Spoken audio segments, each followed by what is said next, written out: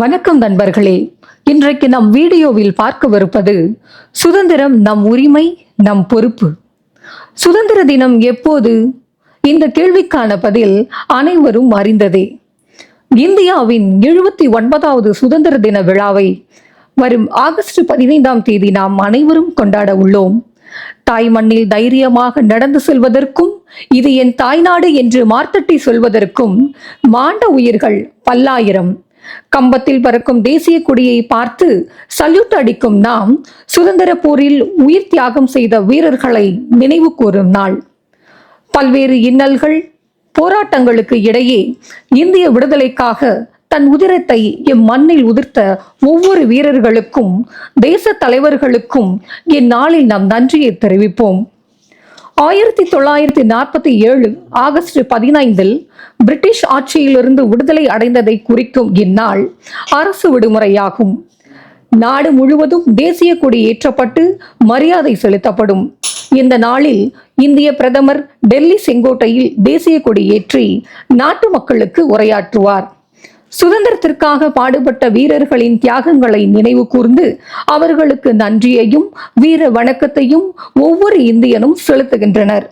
சாதி, மதம், இனம், மொழி இவைகளை கடந்து வேற்றுமையில் ஒற்றுமையாக இருக்கும் இந்திய குடிமக்கள் அனைவருக்கும் நம் நாட்டின் சுதந்திரத்திற்காக பாடுபட்ட மற்றும் உயிர் தியாகம் செய்த எண்ணற்ற பல வீரர்களின் தியாகங்களை இந்நாளில் நினைவு கூர்ந்து வீர வணக்கம் செலுத்துவோம்.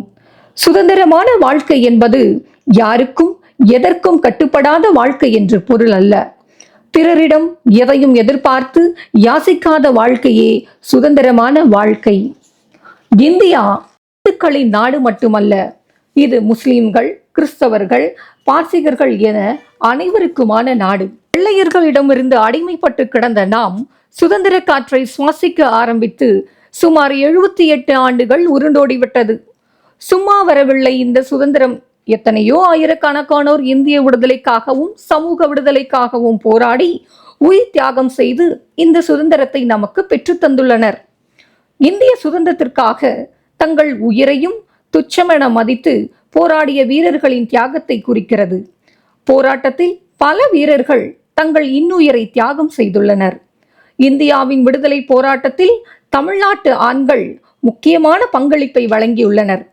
ஆங்கிலேயர்களின் ஆதிக்கத்திற்கு எதிராக பல தமிழக வீரர்கள் தங்கள் உயிரையும் உடைமைகளையும் தியாகம் செய்து தேசிய உணர்வை மக்களிடையே ஊட்டினர். தமிழ்நாட்டுக்காக தான் உயிரை தியாகம் செய்த வீரர்கள் மற்றும் அவர்களின் பங்களிப்பை பற்றி இங்கு பார்ப்போமா? வ.உ. சிதம்பரனார். தென்னாட்டு திலகர் என்று அழைக்கப்பட்ட வ.உ.சி. ஆங்கிலேயருக்கு எதிராக சுதேசி கப்பல் கழகத்தை தோற்றுவித்து கப்பலோட்டிய தமிழன் என்ற புகழை பெற்றார். அவரது சுதேசி இயக்கம் மக்களிடையே தேசிய உணர்வை தூண்டியது. சுப்பிரமணிய சிவா. இவர் கிராமங்களுக்கு சென்று பொதுக்கூட்டங்களில் பேசி மக்களுக்கு விடுதலை உணர்வை ஊட்டினார்.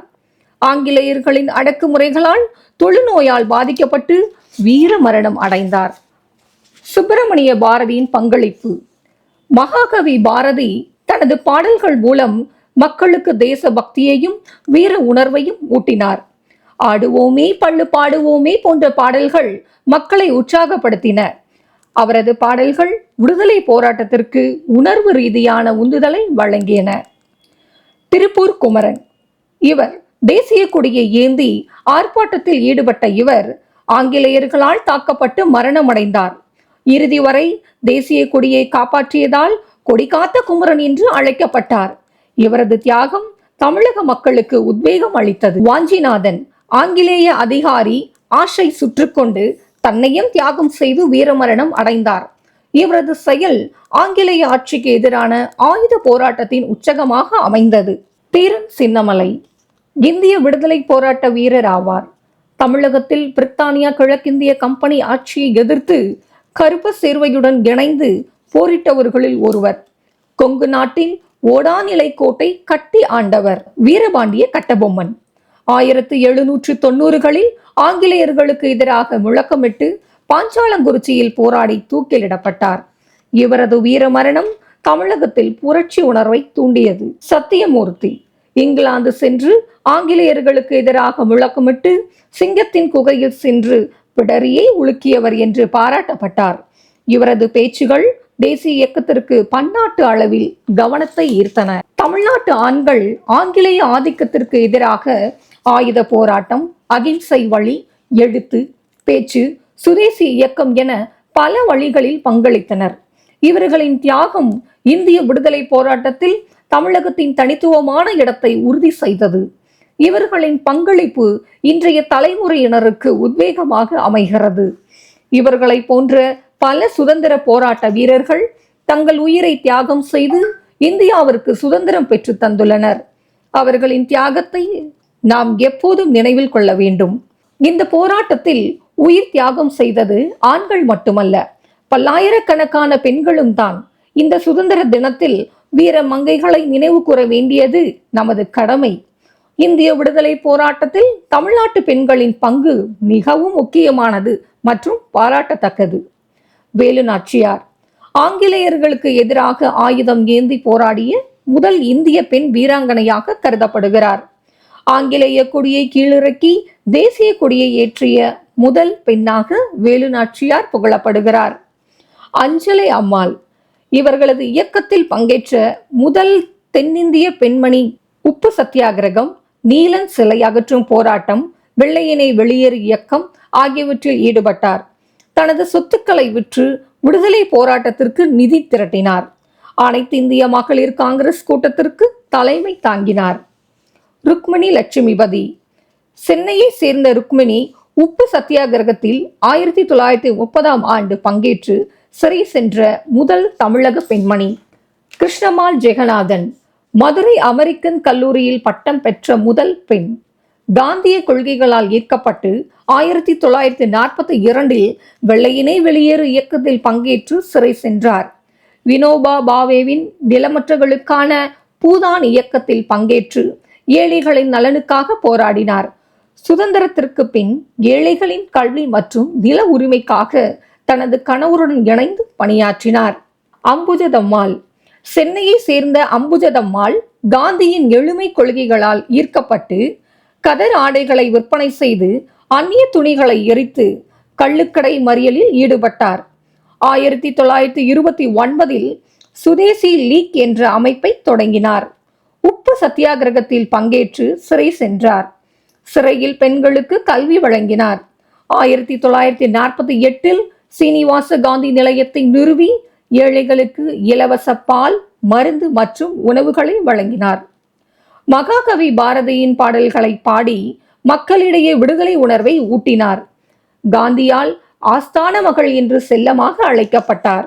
முத்துலட்சுமி ரெட்டி புதுக்கோட்டையை சேர்ந்த முத்துலட்சுமி இந்தியாவின் முதல் பெண் மருத்துவர். தேவதாசி முறையை ஒழிக்க போராடியவர். சென்னை ஆதியாரில் அவ்வை இல்லம் என்ற அனாதை இல்லத்தை நிறுவினார். 1949 ஆதியாறு புற்றுநோய் மருத்துவமனையை தொடங்கினார். மூவலூர் ராமாமிர்தம் திருவாவூரை சேர்ந்த ராமாமிர்தம் தேவதாசி முறையை ஒழிக்க போராடியவர். 1936 தாசிகளின் மோசவலை அல்லது மதிப்பெற்ற மைனர் என்ற நாவலை எழுதி தேவதாசி முறையின் கொடுமைகளை வெளிப்படுத்தினார். 1937 முதல் 40 வரை இந்தி எதிர்ப்பு இயக்கத்தில் பங்கேற்று சிறை சென்றார். பெரியாரின் சுயமரியாதை இயக்கத்தில் பங்கேற்று பின்னர் திமுகவில் இணைந்தார். அவரது பங்களிப்பை பாராட்டி தமிழ்நாடு அரசு மூவலூர் ராமாமிர்தம் அம்மையார் நினைவு திருமண உதவி திட்டத்தை நிறுவியது. என் சுந்தராம்பாள் திருப்பூரை சேர்ந்த சுந்தராம்பாள் 1928 காந்தியின் நன்கொடை வேண்டுகோளுக்கு பதிலளித்து விடுதலை போராட்டத்தில் ஈடுபட்டார். 1941 சத்தியாகிரக போராட்டத்தில் பங்கேற்று தனது பிறந்த குழந்தையுடன் வேலூர் சிறையில் அடைக்கப்பட்டார். 1942 வெள்ளையனே வெளியேறு இயக்கத்தில் பங்கேற்று மீண்டும் சிறை சென்றார். எளிமையான வாழ்க்கையை மேற்கொண்டு விவசாயிகளின் உரிமைகளுக்காக போராடினார். தமிழ்நாட்டு பெண்கள் இந்திய விடுதலை போராட்டத்தில் ஆண்களுக்கு இணையாக அகிம்சை மற்றும் ஆயுத போராட்டங்கள் மூலம் தங்கள் தியாகங்களை வெளிப்படுத்தினர். இவர்களது தியாகங்கள் இன்றைய தலைமுறையினருக்கு உத்வேகமாக திகழ்கின்றன. இந்திய விடுதலை போரில் எண்ணற்ற பெண்கள் அளப்பரிய தியாகங்களை செய்தனர். நாம் சுவாசிக்கும் சுதந்திர காற்று பெண்களின் போராட்ட பங்களிப்பினாலும் அறுவடையான அற்புதம். சுதந்திர திருநாளில் சாதி, மத, இன, மொழி வேறுபாடுகளுக்கு இடம் கொடாமல் ஒன்றுபட்டு நின்று சுதந்திரத்தின் பயன் முழுவதும் நாட்டு மக்களுக்கு தொடர்ந்து கிடைத்திட அனைவரும் உறுதியேற்று உழைப்போம். நம் தேசம் இந்திய தேசமே, நம் மக்கள் இந்திய மக்களே. ஒன்றுபட்டு செயல்படுவோம். வாழ்க பாரதம். வந்தே மாதரம். அனைவருக்கும் சுதந்திர தின நல்வாழ்த்துக்கள். ஜெய் ஹிந்த்.